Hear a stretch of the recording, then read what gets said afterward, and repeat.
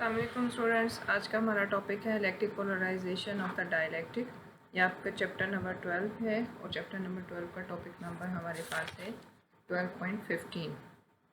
तो आइए इसके बारे में पढ़ते हैं। तो स्टूडेंट्स, हमारा टॉपिक जो होता है पोलराइजेशन का, उससे मुराद होता है कि पोलर और नॉन पोलर मॉलिक्यूल्स आपने पढ़े होंगे। तो हमारे पास किसी भी न्यूट्रल एटम को डाइपोल में कन्वर्ट करना जो होता है वो पोलराइजेशन कहलाता है।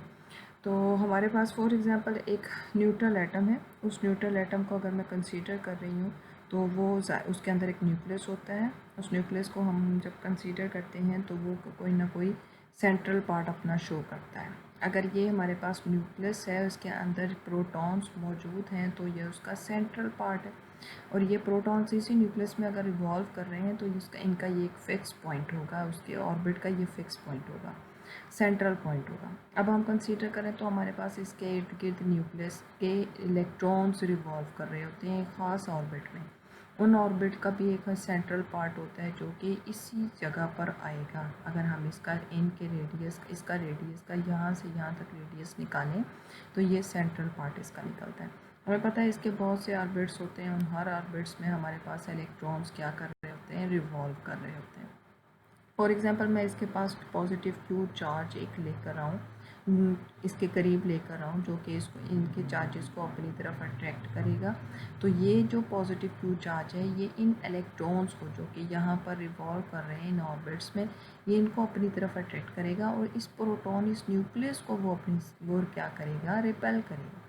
अब इसकी वजह से ये न्यूक्लियस अपनी थोड़ी सी पोजीशन को चेंज करता हुआ अपनी इक्विलिब्रियम कंडीशन को चेंज करके थोड़ा सा इस साइड पर हो जाएगा और ये इलेक्ट्रॉन सारे अपनी इक्विलिब्रियम पोजीशंस को चेंज करते हुए इस साइड पर हो जाएंगे। तो हमारे पास एक शेप बन जाएगी। उस शेप को आप लोगों ने केमिस्ट्री में बहुत दफ़ा पढ़ा है और उसको आप डाइपोल कहते हैं। और इसमें एक साइड इसकी नेगेटिव हो जाएगी और एक साइड इसकी क्या हो जाएगी, पॉजिटिव हो जाएगी। तो यहाँ पर अगर आप और से देखें तो आपको वही सेंट्रल जो ऑर्बिट है, इस ऑर्बिट में वो क्या करता होगा, रिवॉल्व करता हुआ पहले एटम होगा, लेकिन फिर जैसे ही हम उसको एक डाइलेक्ट्रिक मीडियम को लेकर आएंगे, किसी भी parallel plate, two parallel plate capacitor में अगर एक डाइलेक्ट्रिक मीडियम को लेकर आएंगे, डाइलेक्ट्रिक मीडियम पिछले टॉपिक में मैंने आपको समझाया था, एक इंसुलेटिंग मटेरियल होता है जो कि किसी भी किस्म के चार्ज को अपने अंदर से पास नहीं होने देता। यानी ओवरऑल वो न्यूट्रल एटम है। अगर वो न्यूट्रल एटम है तो उसका ऑर्बिट्स में इस तरह इलेक्ट्रॉन्स रिवॉल्व कर रहे थे, लेकिन जैसे ही हम उस डाइलेक्ट्रिक मीडियम को लेकर इन टू पैरेलल प्लेट्स कैपेसिटर्स के दरमियान में, इन टू पैरेलल प्लेट कैपेसिटर्स के दरमियान में लेकर आएंगे तो इसका मटेरियल के ये जो ऑर्बिट है ये क्या हो जाएगा, डिस्टॉर्टेड हो जाएगा।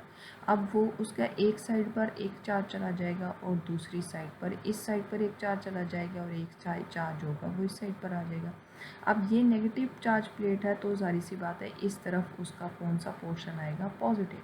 हर एटम का जो डाइलेक्ट्रिक मीडियम का हर एटम होगा उसका इस साइड पर कौन सा चार्ज आ जाएगा, पॉजिटिव, और इस साइड पर उसके सारे कौन से चार्ज हो जाएंगे, नेगेटिव हो जाएंगे।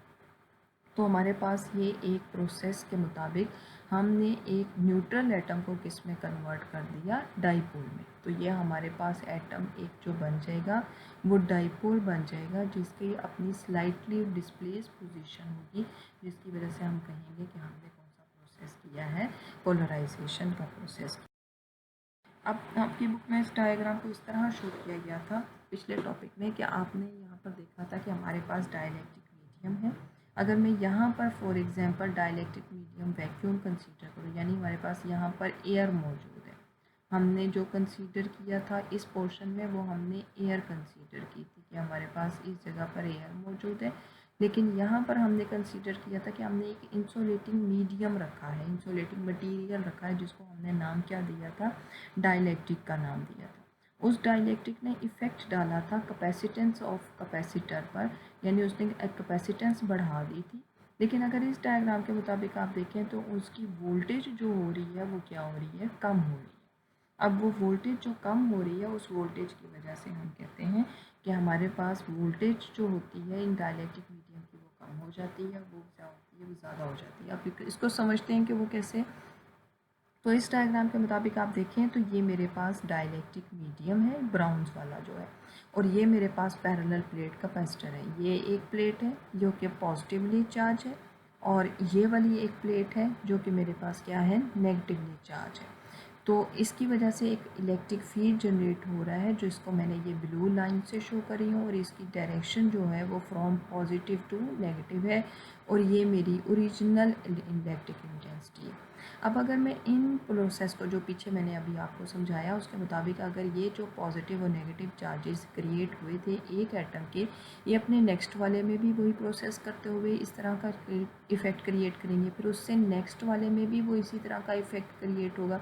इस तरह ये इफ़ेक्ट नेक्स्ट से नेक्स्ट जो होगा वो क्या होता जाएगा, चलता जाएगा, और आखिर में हमारे पास ओवरऑल एक पूरी की पूरी साइड जो होगी वो हमारे पास क्या हो जाएगी, नेगेटिवली चार्ज हो जाएगी, और एटम्स की दूसरी हम सारे एटम्स की दूसरी साइड जो होगी वो एक साइड पर वो पॉजिटिवली चार्ज हो जाएगी। अब ओवरऑल इफेक्ट में ये वाली डाइलेक्ट्रिक की साइड जो होगी वो क्या होगी, पॉजिटिवली चार्ज, जो कि किसके करीब है, नेगेटिव प्लेट के करीब है, और इस तरफ वाली सारी जो हो गई थी वो नेगेटिवली चार्ज थी, जो कि किसके करीब थी, पॉजिटिव प्लेट के करीब थी।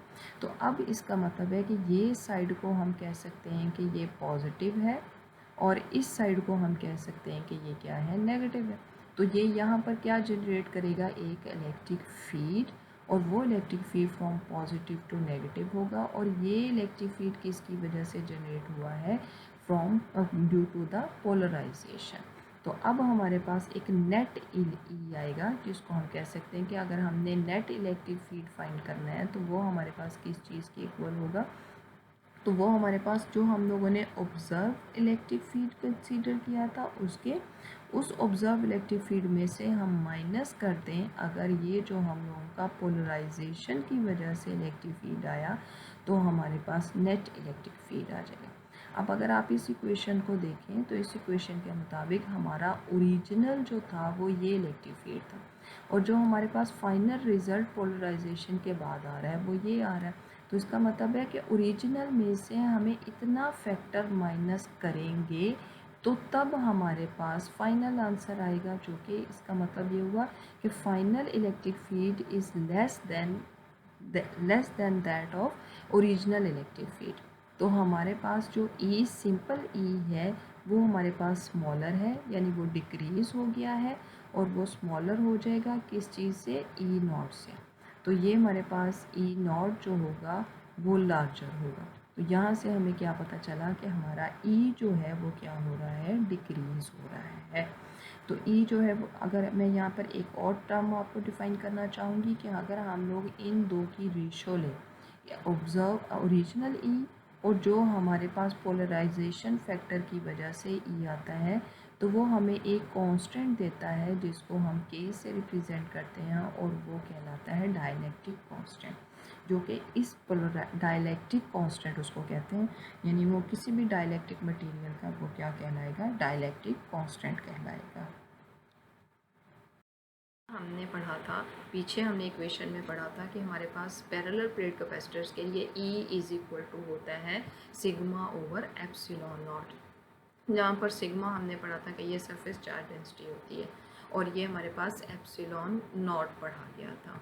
अब यहाँ पर C is equal to Q over V भी होता है, तो हमारे पास ये C is equal to S, और हमने ये भी इक्वेशन, ये तीन इक्वेशंस हमने अलग अलग जगह पे पढ़ी थी, एक ये इक्वेशन पढ़ी थी, फिर ये इक्वेशन भी पढ़ी थी, और फिर ये इक्वेशन भी पढ़ी थी। अब अगर मैं इस इक्वेशन को, ये फर्स्ट वाली को, ये हमारे पास अगर सेकंड है, ये मेरे पास अगर थर्ड है, तो मैं थर्ड को और फर्स्ट को अगर थर्ड और सेकंड को अगर मैं कंबाइन करूं तो मेरे पास इक्वेशन बन जाती है। मैं v की वैल्यू पुट करूंगी तो मेरे पास c is equal to Q E T बन जाएगा। और अभी अगर हमने पीछे पढ़ा कि हमारे पास e जो है वो डिक्रीज़ हो रहा है, अगर e जो है वो मेरे पास डिक्रीज़ हो रहा है तो इसका मतलब है कि वो v को भी क्या कर रहा है, डिक्रीज़ कर रहा है, तो वो v को भी क्या करेगा, डिक्रीज़ करेगा। तो अब अगर इसका मतलब है यहाँ पर e डिक्रीज़ हो रहा है, तो मैं अगर इस इक्वेशन की जगह पर डायरेक्ट ये देखूँ तो v डिक्रीज़ हो रहा है ऑटोमेटिकली, v डिक्रीज़ हो रहा है, तो इस इक्वेशन के तहत मेरे पास c जो होगा वो क्या हो रहा होगा, इंक्रीज़ हो रहा होगा। तो अब अगर e डिक्रीज़ है तो वो डिक्रीज़ किसको कर रहा है, वोल्टेज को। लेकिन अगर वोल्टेज डिक्रीज़ हो रहा है तो वो किसको इंक्रीज़ कर रहा है, कैपेसिटेंस को। तो हमने पीछे पढ़ा था कि डाइलेक्ट्रिक मीडियम के इंसर्ट करने से हमारे पास E और V दोनों डिक्रीज़ होते हैं, जबकि कैपेसिटेंस जो होती है उस मटेरियल की वो क्या हो जाती है, इंक्रीज़ हो जाती है। तो इस उम्मीद है आपको इस बात की समझ आ गई होगी। किसी भी किस्म की कन्फ्यूजन हो तो वो हम मुझसे पूछ सकते हैं।